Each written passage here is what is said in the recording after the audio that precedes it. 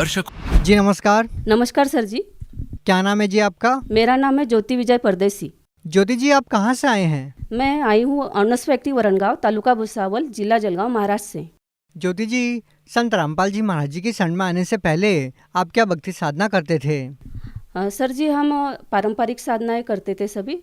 मैं पहले शादी से पहले जो था वो बताऊंगी पहले आपको कि शादी से पहले मैके में हम सभी पारंपरिक साधना करते थे। उसमें सभी देव देवताओं की पूजा करना और मतलब सप्ताह करके मतलब हरी कथा होती थी 7-7 दिन की। तो उस कथाओं में जाके हम हमारे जो गुरुजी बनाए हुए थे तो वहाँ पे 7-7 दिन रुक के पूरी सेवा करते थे। उसके बाद मतलब हमारे यहाँ संतों का आना जाना भी रहता था। तो पूरी श्रद्धा से हम मतलब सारा व्रत रखना, एकादशी का व्रत रखना, सोमवार का व्रत रखना, हर दिन मतलब संडे को छोड़ के ऐसा कोई दिन नहीं था कि मैं मतलब व्रत नहीं रखती थी और कोई पूजा नहीं करती थी। हर दिन मेरा पूजा भक्ति भाव से ही रहता था। ज्योति जी, आपने बताया कि आपने अपने जीवन में इतनी श्रद्धा और आस्था के साथ भक्ति की और आप संतों की शरण में भी गए हैं, उनके सत्संग भी सुने हैं। तो हम आपसे जानना चाहेंगे कि इतना सब करने के बाद आप संत रामपाल जी महाराज जी की शरण में क्यों गए? हम मतलब इतनी भक्ति भाव से हम करते थे, फिर भी हमने मतलब जो दुख झेले हैं तो इसका कोई अंत नहीं रहता, मतलब नहीं था। और आपको हम बताएंगे भी कि मैं इतनी भक्ति भाव से सभी देव देवताओं की भक्ति करती थी, फिर भी ये दुख मुझे क्यों आते थे, ये बार बार प्रश्न मेरे मन में उठता था। पहला मेरा दुख था कि सबसे मतलब शादी के बाद का जो दुख होता है, शादी करके मैं उस घर में जैसे ही आई तो उस दिन से मतलब बच्चा जो मतलब हो रहता है होना, तो मेरे गर्भ रहता था और गर्भ रहने के बाद 9 महीने का बच्चा होता भी था और एक दिन बच के मतलब वो मर जाता था। तो ऐसा मेरे साथ 4 बार हुआ। उसके बाद दूसरा दुख मेरा ये है कि माइग्रेन पेन की शिकायत थी मुझे कम से कम 5-6 साल। तो वो दर्द ऐसा होता था कि मतलब मेरा सर फट जाएगा ऐसे लगता था। मैं 3-3 गोलियां खाती फिर भी मेरा सर दर्द बंद नहीं होता था।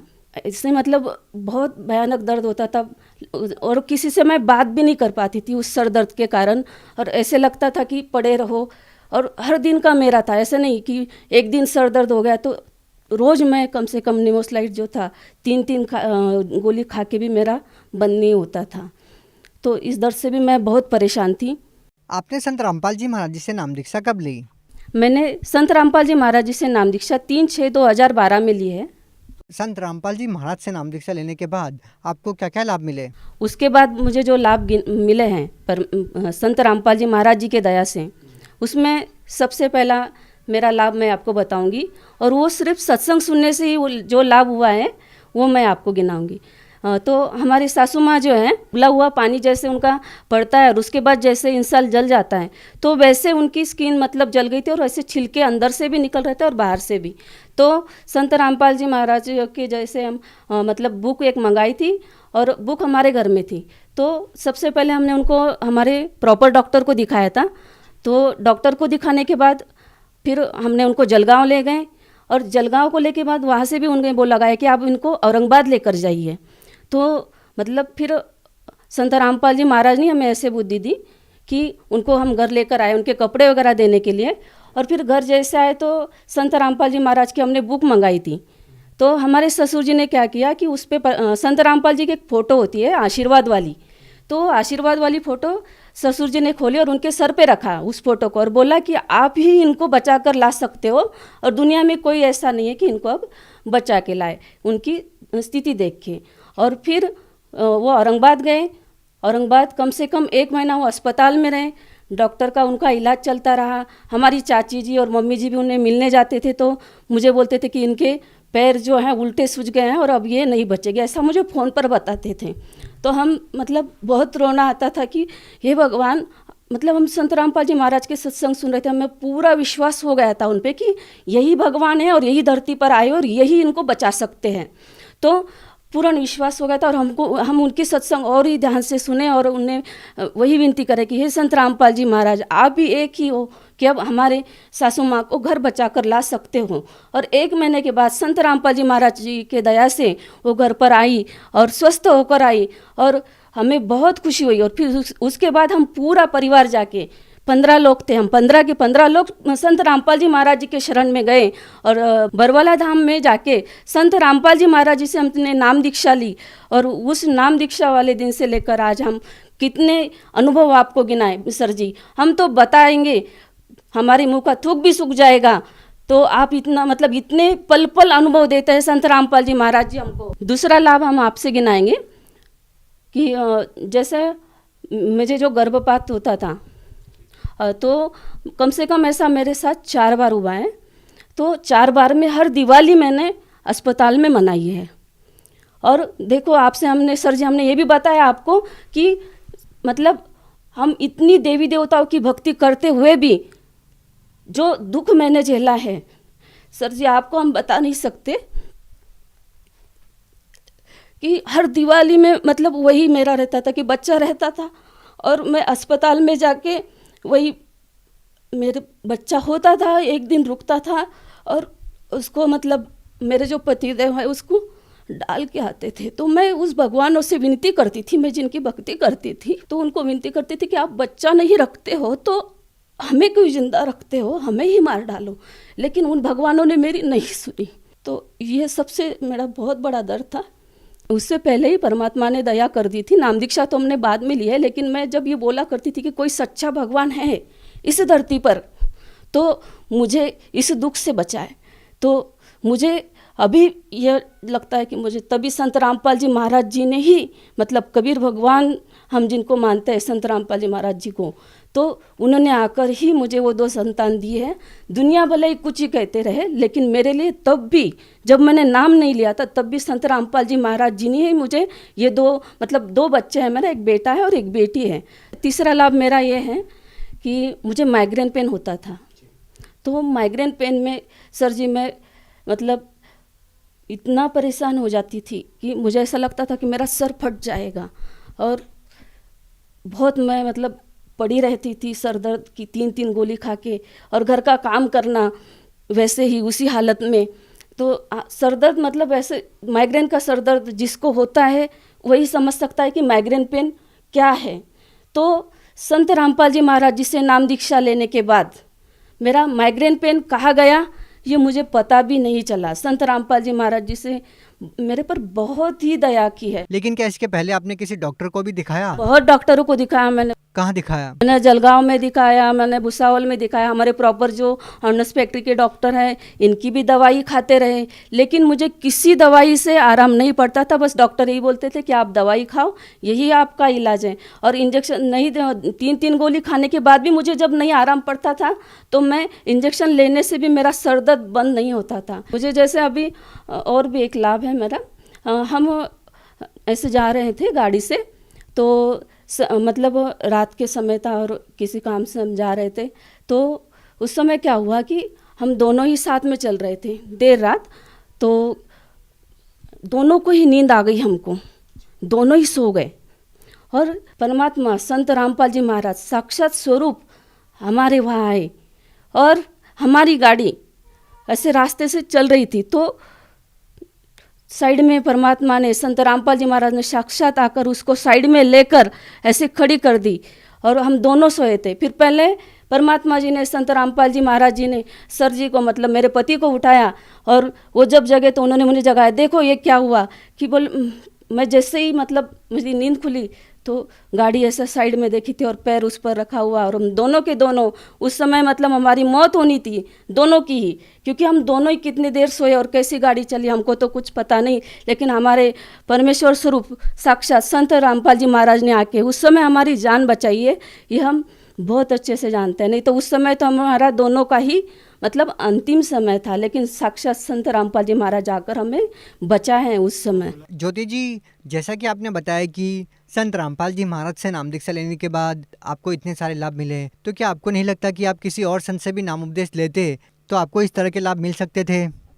बिल्कुल सही बोला आपने, लेकिन हम पहले ही बहुत सारे संतों के शरण में, क्योंकि बचपन से ही दासी मतलब बचपन से ही सभी संतों, गली गली के संतों से, आचार्यों से हमारे घर में आना जाना रहता था।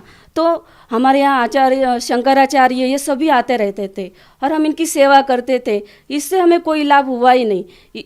इसलिए हम संत रामपाल जी महाराज जी से नाम दीक्षा लेने के बाद क्यों लाभ हो सकता है, क्योंकि संत रामपाल जी महाराज जी जो भक्ति बताते हैं सभी शास्त्रों अनुसार भक्ति बताते हैं और इससे लाभ होते हैं। ज्योति जी, हम आपसे जानना चाहेंगे कि आपने बताया कि आपके पति पहले बहुत नशा करते थे और वो चाहकर भी नहीं छोड़ पा रहे थे, तो आपके पति ने नशा कैसे छोड़ दिया? ये तो संत रामपाल जी साक्षात धरती पर भगवान आए और इनके आशीर्वाद और कृपा से और इन जो भक्ति विधि देते हैं, इन्हीं के भक्ति सही भक्ति विधि से, शास्त्र युक्त भक्ति विधि से ही इनका नशा छूटा। नहीं तो मुश्किल था मेरा जीना तो मुश्किल ही था, लेकिन मेरे पति पता नहीं आज मेरे पास होते कि नहीं होते। तो ये तो संत रामपाल जी महाराज जी की ही कृपा है कि आज मेरे पति, मेरे बच्चे और हम सब परिवार सिर्फ संत रामपाल जी महाराज जी के आशीर्वाद से ही सुखी है। और संत रामपाल जी महाराज की सद्भक्ति से ही सब लाभ हो सकते हैं। नशा तो क्या, परमात्मा संत रामपाल जी महाराज सभी कैंसर जैसा रोग जो कि डॉक्टर बोल देता है कि भाई पेशेंट को घर को लेके जाओ, हमने खुद देखा है, ऐसे हुआ है हमारे सामने कि उसको भी ठीक कर सकते हैं। तो नशा तो परमात्मा संत रामपाल जी महाराज जी के सामने कुछ नहीं, ये तो सब कुछ कर सकते हैं। आप भगत समाज को क्या संदेश देना चाहते हैं? भक्त समाज को जो संदेश संत रामपाल जी महाराज जी दे सकते हैं, हम तो विनती कर सकते हैं भक्त समाज को, जो भी मेरे रिश्तेदार नातीदार और जो भी मुझे सभी सुन रहे हैं, उनसे हम एक ही विनती कर सकते हैं कि वो संत रामपाल जी महाराज जी की जो बुक है जीने की राह, ज्ञान गंगा, ये ज़रूर पढ़ें। और उनके कई चैनलों पे सत्संग आते हैं तो उनको ज़रूर देखें। इसके अलावा संत रामपाल जी महाराज जी का फेसबुक, ट्विटर, यूट्यूब पर आप संत रामपाल जी महाराज जी वर्ड डाल के भी आप सर्च करोगे तो आपको संत रामपाल जी महाराज जी के सत्संग सुनने को जरूर मिलेंगे। और आप सभी ये सत्संग अवश्य सुने और संत रामपाल जी महाराज जी से नाम दीक्षा लें और भक्ति करें और अपना जीवन जैसे मुझे सुख मिले हैं ऐसे आप सभी भी प्राप्त कर सकते हो। अगर कोई व्यक्ति संत रामपाल जी महाराज जी से नाम दीक्षा लेना चाहता है तो वो कैसे नाम दीक्षा ले सकता है? संत रामपाल जी महाराज जी के सानिध्य में आने के लिए जहाँ भी सत्संग चलता है, जिस भी चैनल पर, उसमें एक पट्टी चलती है, उस पर नंबर चलते हैं, तो उसमें आपको आपके ज़िले का नंबर वहाँ से आप प्राप्त कर सकते हो और वहाँ से आप अपने ज़िले का नंबर प्राप्त करके नामदान सेंटर का पता लेकर आप नाम दीक्षा ले सकते हो। जी बहुत बहुत धन्यवाद। सत्साही। अब जगत गुरु तत्वदर्शी संत रामपाल जी महाराज जी के सत्संग के माध्यम से उस अद्वितीय आध्यात्मिक ज्ञान के बारे में जानते हैं जिसके माध्यम से आप भी प्राप्त कर सकते हैं ऐसे आध्यात्मिक, मानसिक और भौतिक सुख जो अभी तक आपने सिर्फ मीराबाई, ध्रुव, प्रहलाद जैसे कुछ ही भक्तों की जीवन कथा में सुने होंगे। अब सुनिए तत्वदर्शी संत के संग शास्त्र अनुकूल भक्ति सत्संग, ऐसा अद्वितीय आध्यात्मिक ज्ञान जिसका है सर्वधर्मों के पवित्र शास्त्रों में प्रमाण। जैसे सुदर्शन जी से कहा था, बेटा तू चिंता ना करे, मुझे टाइम तो कितना लगे तेरे माता पिता को मैं पार करूंगा। जिस कारण से वो बोला, भगत सुदर्शन यहाँ की इच्छाओं को त्याग सका, नहीं तो उसके गल में या एक फांसी और गल गई थी, यही बहुत थी उसको यहाँ काल के लोक में फंसाने के लिए।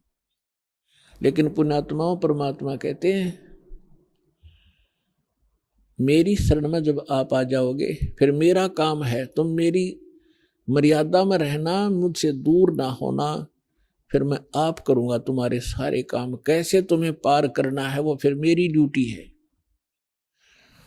अब जैसे परमात्मा ने एक फार्मूले बताए हैं, द्वार धनी के पड़ा रहे, धक्के धनी के खावे, 100 काल झकझोल ही पर द्वार छोड़ ना जावे। एक तरीका बताया है कि द्वार धनी के पड़ा रहे और धक्के धनी के खावे, यानी अपने सच्चे दरबार में, अपने सतगुरु के पास यहाँ आता रहे, चाहे कुछ भी आपको लोग कहें और कोई छोटी मोटा ऐसा कोई दुख भी आप पर आ जावे, उसमें अपनी हिम्मत नहीं आ रहे और भगवान से दूर मत होना। इसलिए कहते हैं द्वार धनी के पड़ा रहे और धक्के धनी के खावे। सतलोक यानी आश्रम में आता रहे, जाता रहे, छोटा मोटा कोई उक चुक हो भी जा, हिम्मत नहीं आ रहे। कबीर साहब कहते हैं सतना छोड़े सूरमा, सत छोड़े पत जा, और सत के बांधे लक्ष्मी फेर मिले किया। फिर फार्मूला बताया है कि द्वार धनी के पड़ा रहे, धक्के धनी के खावे, 100 काल झकझोल ही पर द्वार छोड़ जा। और भी कहते हैं कि जो जन मेरी शरण है, जो एक बार मेरी शरण में आ गया और गुरुद्रोही हुआ नहीं, फिर उसको मैं छोड़ूंगा नहीं, पार करके ही छोड़ूंगा, समय कितना लग जाए। जो जन मेरी शरण है ताका हूं मैं दास, और गेल गेल ला गया फिर जब तक धरती आकाश। तो पुण्यात्मा, अब परमात्मा ने अपने वचनानुसार उनको निकालना था। यदि वो ब्राह्मण बने रहते, उनमें अभिमान की कमी नहीं थी, और जहां अभिमान है वहां भगवान मिल नहीं सकता उन व्यक्ति को। आज से 600 वर्ष पहले ब्राह्मण वर्ग एक बहुत ही उच्च कोटि के माने जाते थे। इनको हमारे क्षेत्र में दादा नाम से पुकारा जाता था, चाहे छोटा सा बालक हो, और बहुत बड़ी महिमा थी इनकी। उस समय परमात्मा ने पहले तो उनकी वह मरोड़ काटी, वो बनाए मुसलमान, और हिंदू से उस ब्राह्मण कुल से हटाया। अब वो बेशक मुसलमान बने हुए थे, लेकिन वो तो एक सिंपल मैन थे, गुजारा करते थे अपना, जैसे भी नमाज नमूजू न बता दी वह कर रहे थे, लेकिन अंतःकरण उनका टूटा हुआ था, उनके अंदर कोई अभिमान नहीं था। तो परमात्मा ज्येष्ठ सुदी पूर्णमासी संवत 1455 सन 1398 को ब्रह्म मुहूर्त में, ब्रह्म मुहूर्त कहते हैं सूर्य उदय होने से लगभग 1.5 घंटा पहले, वहां लगभग 1.5 घंटा पहले को ब्रह्म मुहूर्त कहते हैं। यहां थोड़ा सा प्रसंग और सुनाना अनिवार्य है कि एक रामानंद नाम के स्वामी रामानंद जी एक ब्राह्मण थे। वो काशी के अंदर अधिकतर ब्राह्मण लोग जो थे वो ऊत भूत की पूजा करते और करवाते थे। सदग्रंथों, वेदों और पुराणों से वे दूर चले गए थे। उस महापुरुष ने आकर के वहां पुनः वेदों का, पुराणों का आदि श्रीमद् भगवत गीता का प्रचार करना शुरू किया, जैसा उनको नॉलेज था। और उन्होंने 1400 ऋषि बना रखे थे अपने चेले। उनको संत रूप में उनका एक पहचान बना रखी थी। वैष्णव परंपरा से जो दीक्षित होते हैं वो सारे उनको बाह्य आडंबर करवा रखे थे। लंबा तिलक लगाना, गले में एक तुलसी के मनिये की एक माला डालना, ओनली तुलसी के लकड़ी का एक मनिया होता है। इस प्रकार के आप लक्षण वाले को वैष्णव संत बोलते हैं। तो 1400 वैष्णव संत बना रखे, वो जगह जगह प्रचार किया करते थे। और जैसे रामानंद जी ने उनको साधना बता रखी थी, वो साधना भी किया करते थे। उन 1400 ऋषियों में से एक ऋषि थे अष्टानंद ऋषि, और वो प्रतिदिन उस लहर तारा तालाब के ऊपर जाकर स्नान किया करते थे। और वहीं वो जंगल सा था, आसपास वन थे। पहले वन जंगल तो बहुत होते थे सभी जगह। वहां बैठकर वो सुबह सुबह स्नान करके कुछ देर अपने गुरुदेव जी द्वारा बताई गई साधना को वहां घंटों किया करते थे, और प्राकृतिक सौंदर्य का आनंद भी लेते थे, शांत वातावरण में करते थे। उधर से अष्टानंद जी स्नान करके अपनी साधना करने के लिए मृगछाला बिछा के और बैठे थे। परमात्मा सतलोक से आए सशरीर एक शिशु रूप धारण करके।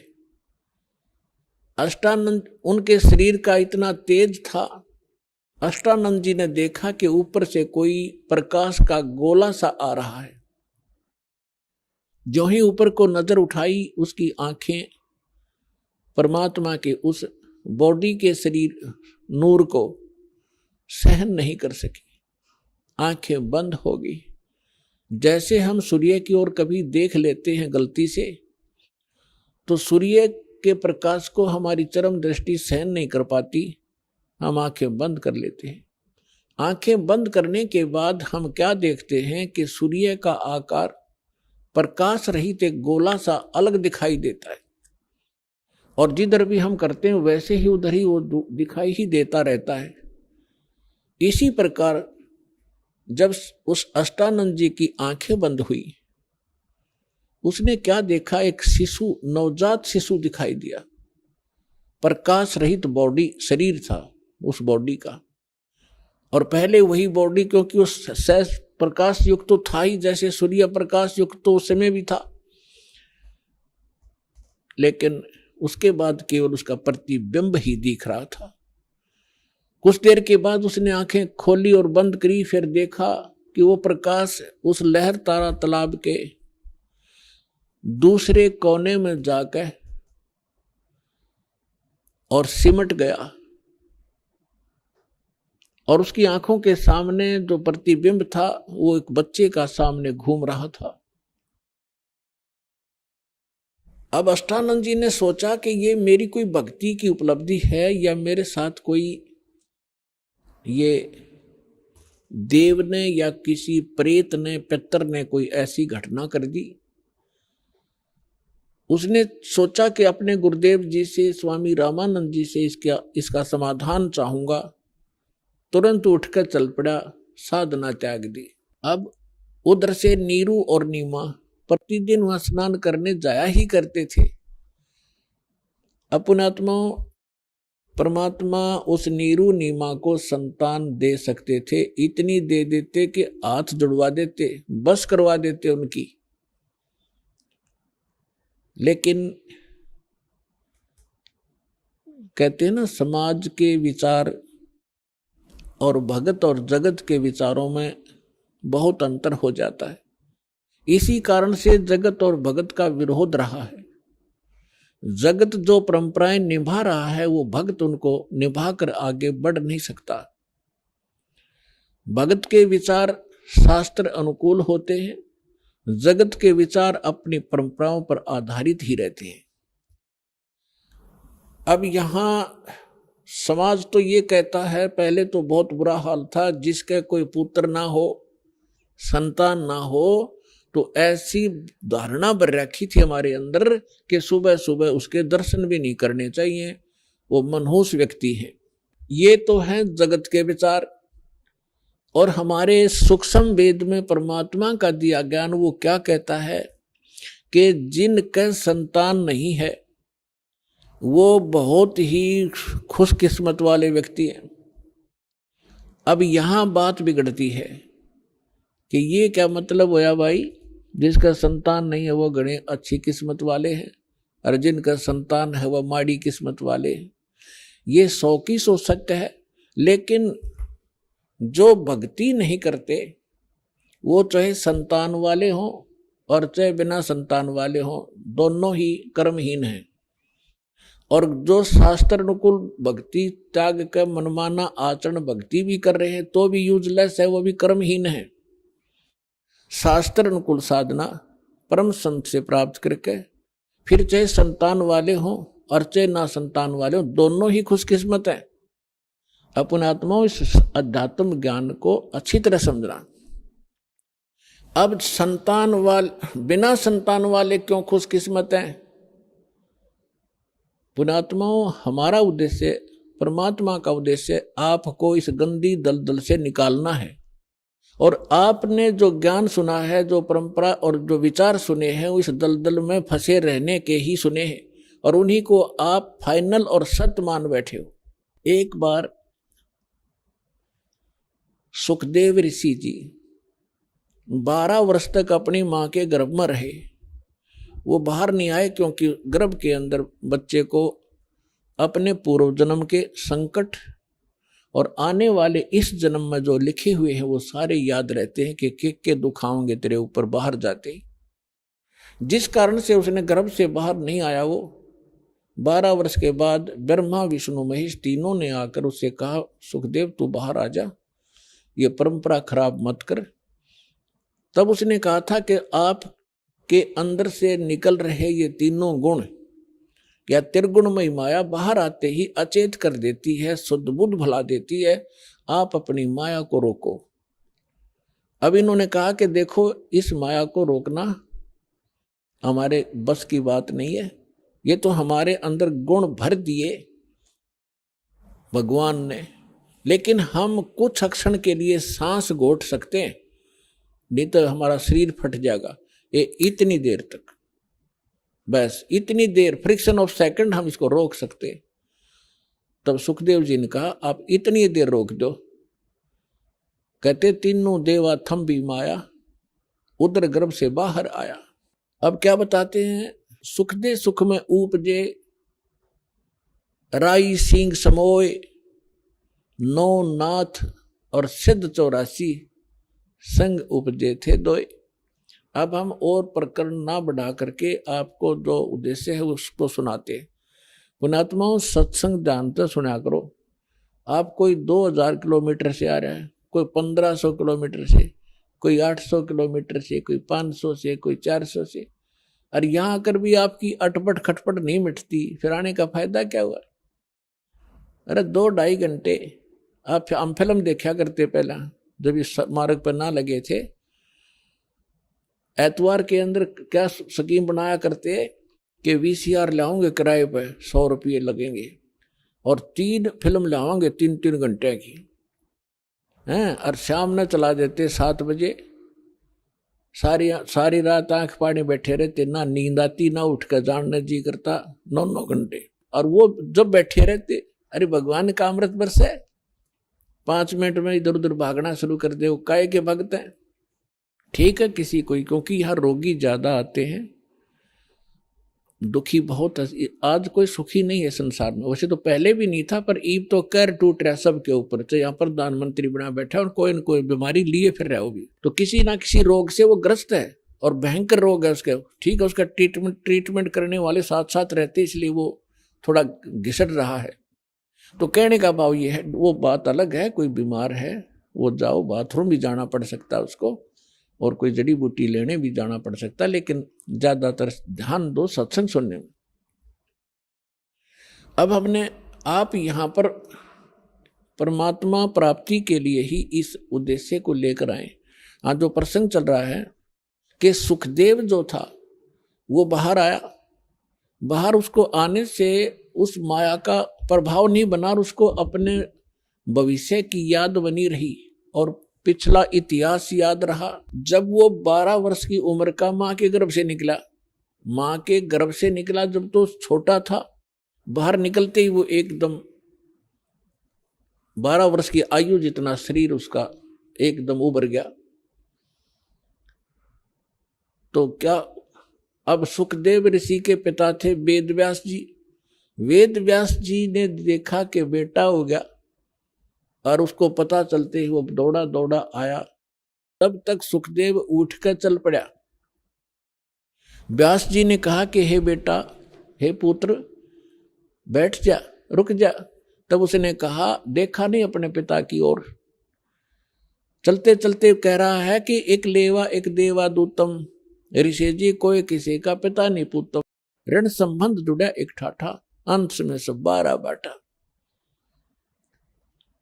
सुखदेव ने कहा कि ऋषि जी, ना जाने कितनी बार तू मेरा बाप बन लिया, और ना जाने कितनी बार मैं तेरा बाप बन चुका हूं। ये बूढ़ा बुरा झंझट है। ना जाने ये कितने युगों से आप और हमारा संस्कार उलट पुलट चल रहा है। अब के मैं इससे पीछा छुड़वाऊंगा, और यदि मैं आपको देखूंगा तो मेरी ममता आप में बन जाएगी। यूं कहकर के वो पिछले संस्कार से उसकी कोई बैटरी चार्ज थी, उसमें आकाश में उड़ जाने की सिद्धि पूर्व जन्म के संस्कार से थी। वो आकाश में उड़ गया, आगे जाकर अपनी और नाल काटी, और पत्ते पुत्ते लपेट कर जंगल में घूमने लग गया। ये लंबी कथा है, हम उस प्रसंग पर आते हैं कि एक लेवा एक देवा दूतम, और कोई किसी का पिता नहीं पुतम। पुणात्मा और परमात्मा का ज्ञान है, ये किसी डूम बाट के गीत नहीं है। यदि आपने अध्यात्म मार्ग को ग्रहण करना है और यहां भी सुखी होना है और सतलोक चलना है, तो जो ज्ञानदास आपको बता रहा है उसको हृदय में समा लेना। अब क्या बताना चाहता हूं कि जैसे आज कोई आपका पुत्र है, कोई पुत्री है, ये पिछले संस्कार से है। एक बेटा ऐसा है, पिता कमा रहा है, जोड़ रहा है, उसके लिए मर रहा है, और वो गुल छर्रे उड़ा रहा है, शराब पी रहा है, गाड़ी खरीद ली है, और 10 मित्रान बिठा के होटलों में जाकर दारू पीता है, मांस खाता है, और पिता बैठकर रोता है। तो उस पिता ने पिछले जन्म में उस बेटे का ले रखा था, कोई किसी ने कभी रिश्वत ली होगी या कोई धोखा करके कोई अटपट किया होगा, अब वो पूरे करके छोड़ेगा। एक कथा है, एक किसान था, उसकी पत्नी, एक पुत्र होने पर पत्नी की मृत्यु होगी। उसने दूसरा विवाह कराया, उससे एक पुत्र हुआ, फिर दोनों ही मर गए। अब बड़े पुत्र का विवाह हो चुका था, छोटा पुत्र उससे 10-15 वर्ष अंतर था, छोटा था। अब क्या हुआ, जो बड़ा पुत्र था पहली पत्नी से, और छोटा पुत्र था वो उनसे काफी उम्र में छोटा था। छोटे वाला बीमार हो गया, इतना रोगी हो गया कि उसके ऊपर बहुत से पैसे भी लगे, कुछ पैसे भी लगाए, लेकिन वो इलाज नहीं हो पा रहा था।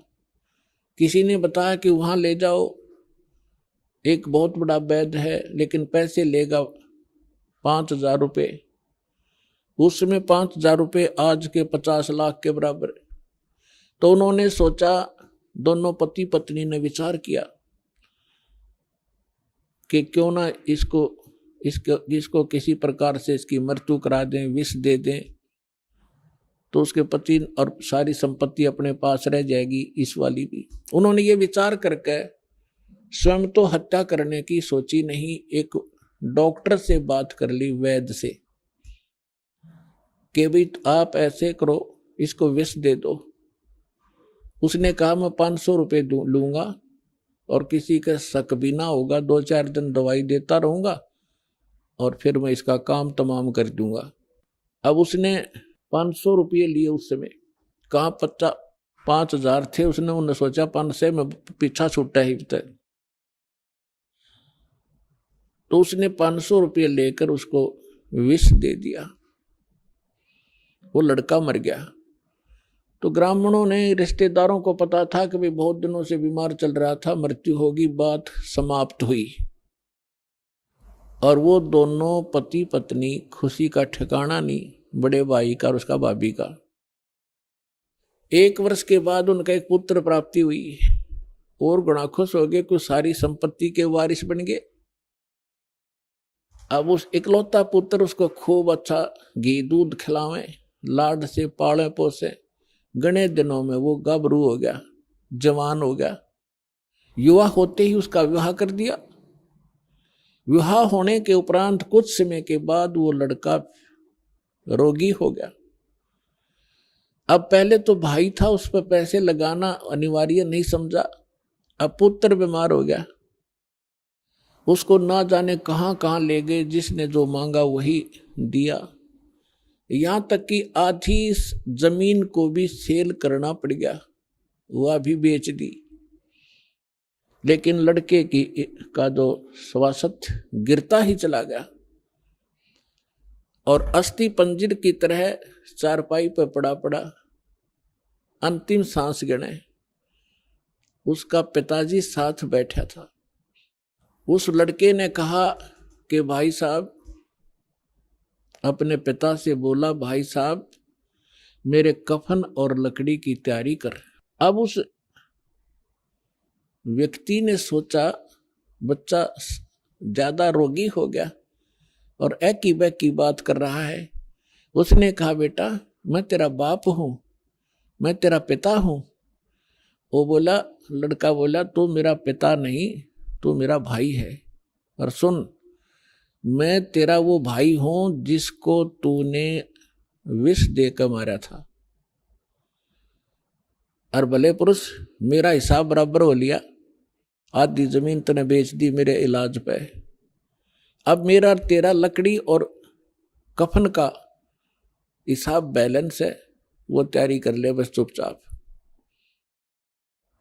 अब वो हक्का बक्का रह गया, उसने अपने किए कर्म की याद सारी आ गई। तो उस व्यक्ति ने कहा कि भाई साहब एक बात बता, ठीक है मैंने जैसा जुल्म किया, क्योंकि तो इकलौता पुत्र, आगे संतान नहीं, मेरा तो कुल नाश भी हो गया, लेकिन एक बात बता, हमने तो जो बुरा किया फल मिल गया। अब ये तेरी पत्नी है, इसने क्या बुरा किया था, अब जिंदा जलाई जाएगी तेरे साथ, क्योंकि उसमें सती प्रथा थी, पति के साथ पत्नी को कंपलसरी जला दिया करते जिंदा। तब उसने लड़के ने कहा कि वो वैद्य कहाँ है जिसने मुझे विष दिया था। उसके भाई ने बताया कि वो आपके 4 वर्ष बाद अचानक हार्ट अटैक होकर मर गया था। तो उसके लड़के ने बताया कि ये वो मेरी पत्नी वो वैद्य है, अब यह जिंदा फूकी जाएगी। इस दुष्ट ने 500 रुपए के लालच में ऐसा जुल्म किया था। तो पुण्यात्माओं, परमात्मा कहते हैं, एक लेवा एक देवा दूतम, या कोई किसी का पिता नहीं पूतम। ऋण संबंध जुड़ा एक ठाठा, अंत में सब 12 बाटा। अब जो प्रसंग चल रहा था कि जिनके संतान नहीं है वो उनका बैलेंस खत्म हो गया है, किसी के साथ संस्कार उलझ नहीं रहा, उलझेड़ा नहीं रहा उनका। और हमारे समाज में ऐसे ये लोक वेद दंत कथा ऐसी बना रखी है कि जिसका संतान नहीं उसका के जीना, उसकी शकल भी ना देखो। अपने आत्मा, जो बहन और जो भाई जिसका संतान का संयोग नहीं है, यानी वो कति क्लियर है, उनका कोई एक दूसरे से लोन नहीं है। अब लोन नहीं है तो जानबूझ कर भगवान भी लोन फंसावे नहीं उनका, वो आपको हर पहलू पर ज्ञान देंगे। लेकिन अब जिस विषय पर चल रहा है यही बताएंगे। अब जैसे क्या होता है, इंसान तो कुछ दिनों के बाद संतोष कर लेता है कि भी चलो भगवान ने जैसा संस्कार दिया हमारे भाग्य में ना होगा। लेकिन बहन, उसकी पत्नी को संतोष नहीं होता। अगर होता है तो अड़ोसी पड़ोस के रिश्तेदार की माताएं बहनें आकर उसको जीर्ण नहीं देती, कोई ना कोई आकर आटपकेगी, आवेगी मनमाने कोई उधारा सामान मांगने, और चर्चा चलावेगी न्यो कि बहू का कोई बालक नहीं हुआ, ये भगवान एक जातक तो चाहिए था, बता के जीना बिना संतान के क्यों कर टाइम पास करे।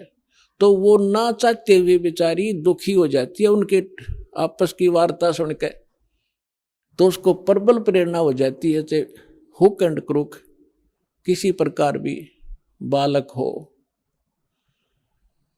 और बालक संस्कार में है नहीं तो उसकी अंत में तड़फ उस माई की जिसके बालक नहीं होते, इससे वियोग में मर जाती है। भगवान, एक मेरा संतान होती तो संसार समाज में भी सुखी होती, औरों की तरह मेरा भी इज्जत होती, वो मर जाती है।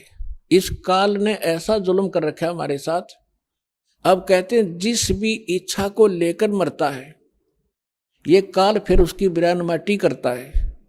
उस बहन को अगले जन्म में वो कुतिया बनावेगा और फिर न्यू कहेगा ले तू नरी संतान जाम ले, 8 कट्ठे पैदा कर ले, अब छक ले पैदा कर करके, क्यों दुखी हो रही थी। अब परमात्मा कहता है इस झंझट से पीछा छुटवा लो।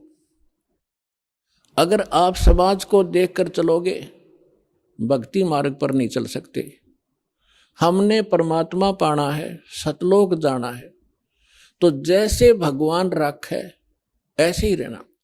अब थोड़ा सा यहाँ प्रसंग और बताना पड़ेगा, क्योंकि प्रथम बार जो भक्त आते हैं जिनका संतान नहीं है उनको कुछ संतोष तो इस उदाहरण से होगा, लेकिन वो चिंता ना करें।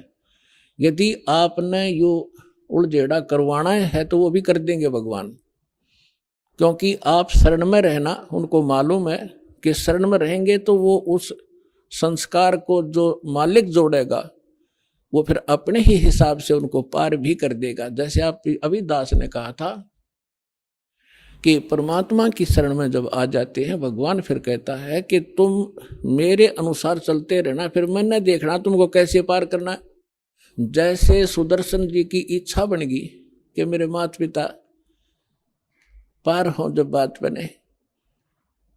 अब हालांकि उनका कोई संस्कार नहीं था, वो चले गए थे, कोई पुत्रु बन रहे थे कि गधा बन रहे थे।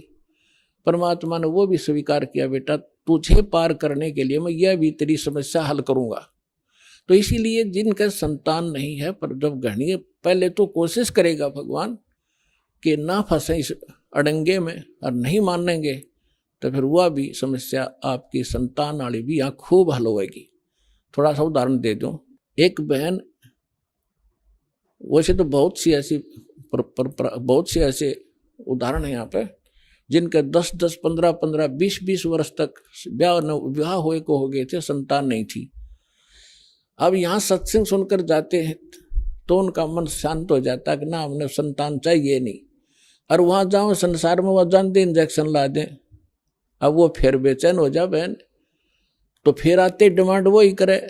बहुत बार समझाया उनको, लेकिन आखिर में परमात्मा ने उनको फिर वो अगे दिल टूटेगा कि तो और जा फंसेंगे किसी नालायक आदमी के, बालक तो होने नहीं उनसे, और वो ये भक्ति और बर्बाद हो जाएगी इनकी। तो उनको एक बहन को ने कभी तो असंतोष कर ले, फिर घर वाले जाकर फिर नो के बता कोई जीना है, बालक नहीं, इतने दिन हो गए नाम ले रखा, फलाना काम काहे का तू गुण गाती फिरती है। तो परमात्मा ने उसके सुन दी, 2 लड़की गर्भ में 2 बच्चे हो गए एक कब्र में। और वो ये कहा करती कि भगवान चाहे मेरे लड़की हो जाए, समाज का मुंह बंद हो जाए, मुझे लड़के की जरूरत नहीं। 2 दी इकट्ठी है। अब वह फुली नहीं समाओ, सारा अड़ोस पड़ोस भी नहीं बोले थारे गुरु जी तो वे पूरे हैं। 1 साल के बाद 2 और गर्भ में चेक करा ली, बोला 2 लड़की और है। अब वह चिंतित हुई, मैं खाई बोल रहा मत, ले जो मालिक तुझे दे रहा है, अब मत बिरड़ावे। तो पुण्यात्मा परमात्मा जो चाहे सो कर दे। एक बार देखो पुण्यात्मा, हर तरह से हर पहलू पर ज्ञान दिया जाता है। एक बहन और उसकी सास ने नाम लिया, सास का दृढ़ विश्वास था वह बहन बेटी बालक थी। उसके एक लड़की थी,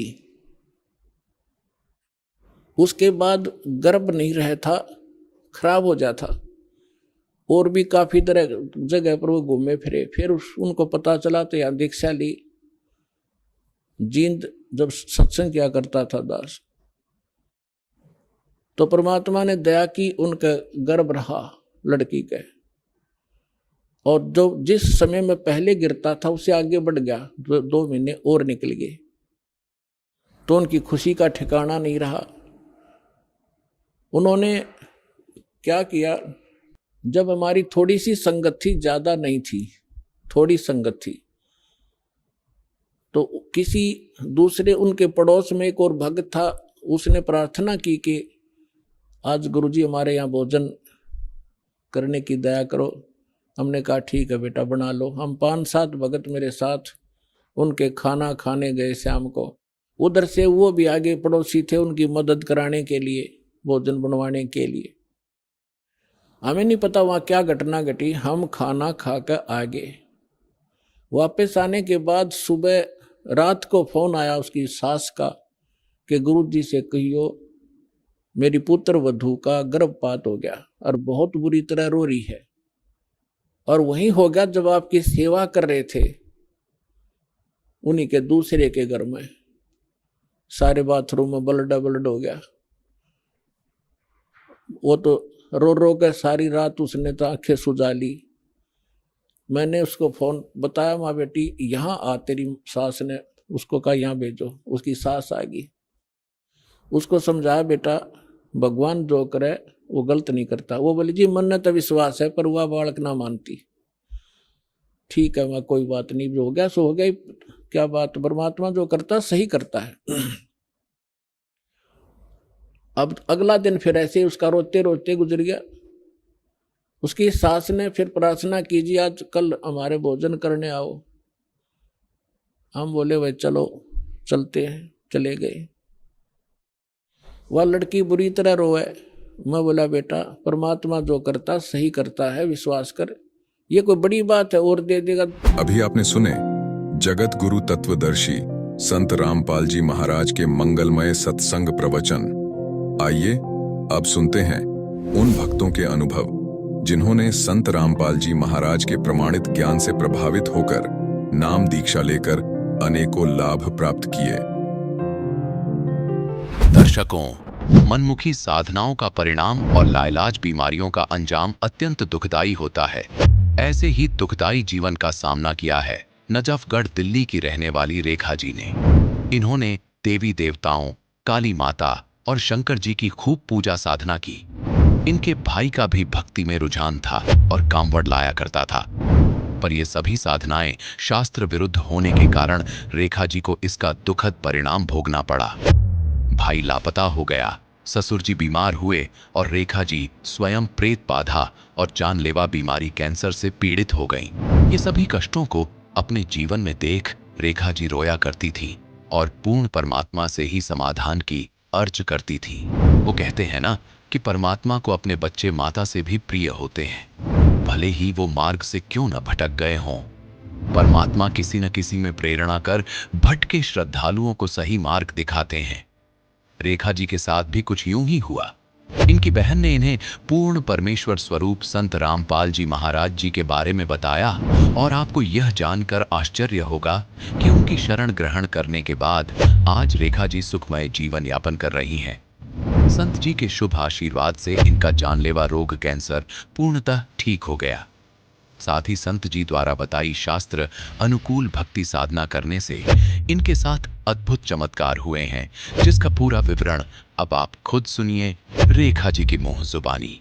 कैसे एक संत के आशीर्वाद से बदली उनके जीवन।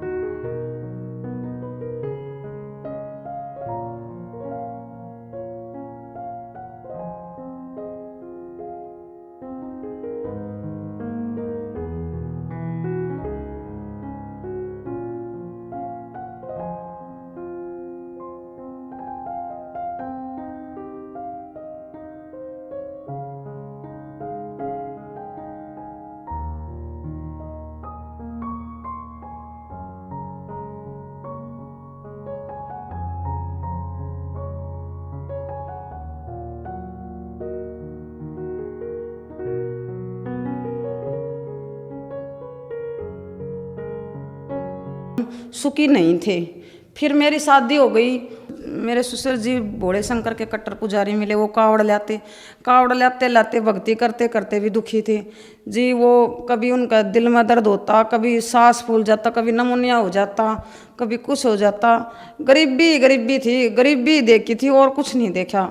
और फिर जिस 2 लड़की हैं जो उसके बाद मैंने मेरा है ना गले में कैंसर होगी। कैंसर मैं गले तो ना तो कुछ खाया जा ना कुछ पिया जा, बस यही हो गया था कि हालात ये हो गए थे। मैं परिवार के आगे रोया करती कि मुझे है ना मेरा मर बेसक जाऊं, लेकिन मेरे लड़कियों की मुझे चिंता है। मेरी लड़की कैसे जिएंगी माँ के बिना इनके। तो फिर मैं जी करनाल तक घूमी। करनाल के डॉक्टर बोले कि 8,000 रुपये लगेंगे, आपके गले में शीशा उतरेगा। उनका ठीक है उतरवाएंगे। फिर उनका एक बार है ना ये करनाल का तो दिखा लिया, एक बार दिल्ली में जाकर और देखा। दिल्ली वाले भी बोले कि आपके गले में शीशा उतरेगा और शीशे तक पता चलेगा कि भाई आपका क्या बीमारी है। उनने जी कैंसर डिक्लेयर कर दी। फिर मैं भूत आने लग गए।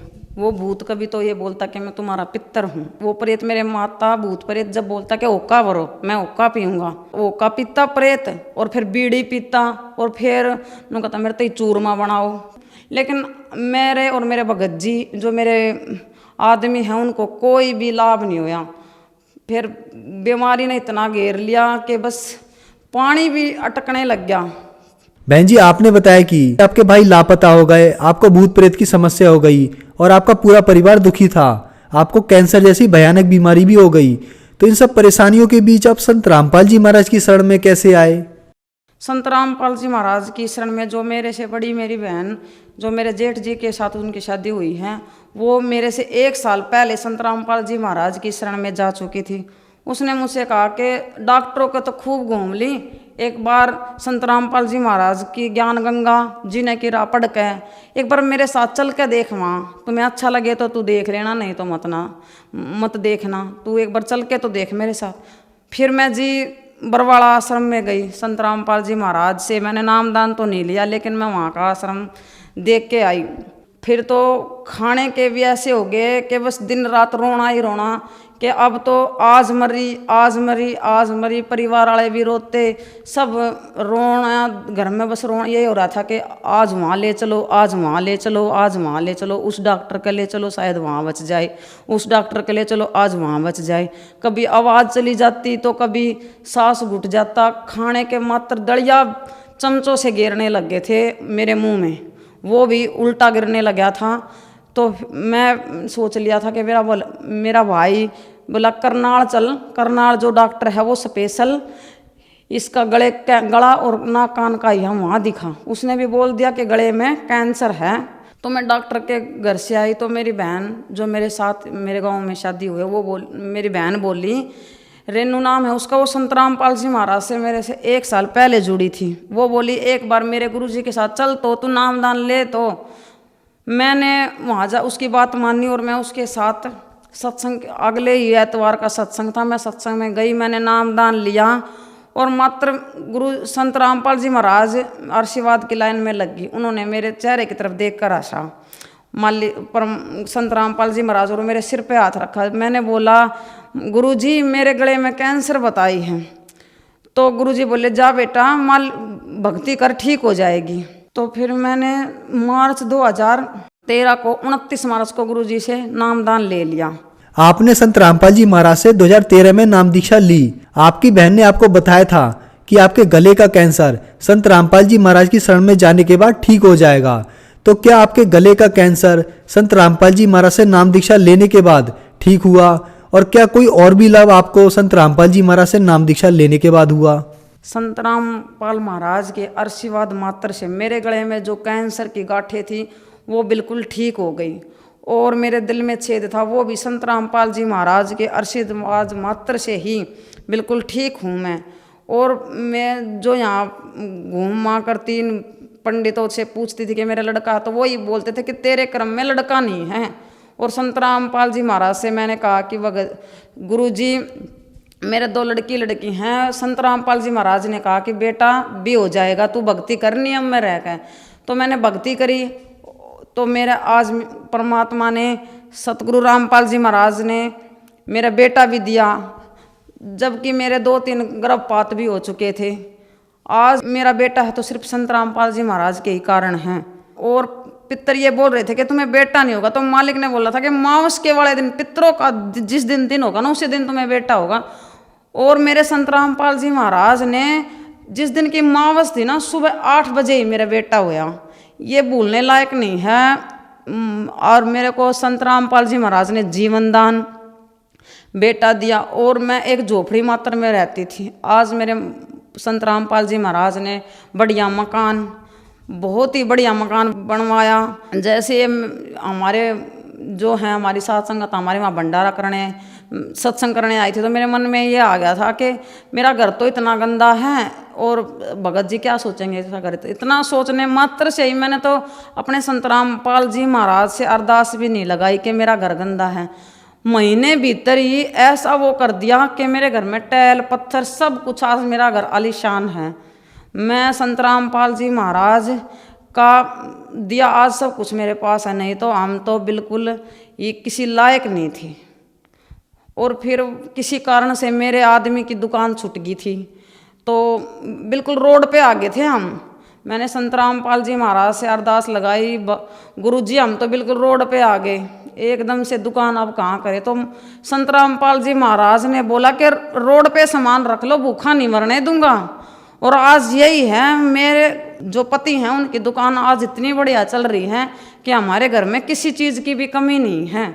हम संत रामपाल जी महाराज की शरण में जाने से बिल्कुल सुखी हैं, हमारे रोग भी कट गए, हमारे संतान भी पूरी होगी, घर भी बढ़िया बन गया, और मेरे जो पति हैं उनकी दुकान भी बहुत ही अच्छी चल रही है।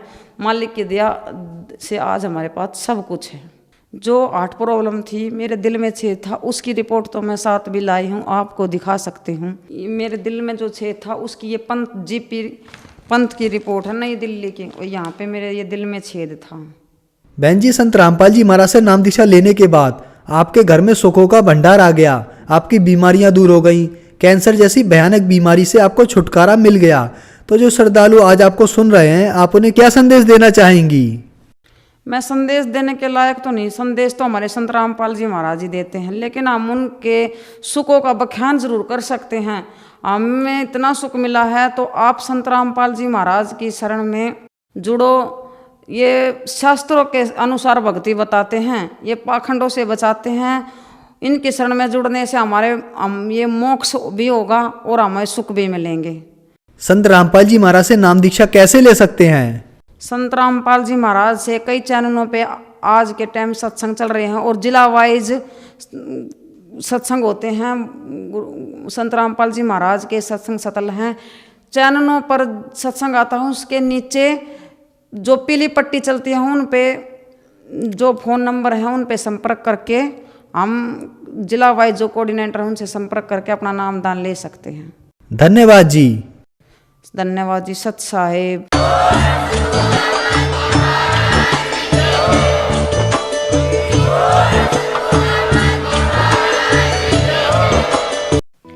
आप सुन रहे थे जगत गुरु तत्वदर्शी संत रामपाल जी महाराज के मंगल प्रवचन। अधिक जानकारी के लिए संपर्क करें।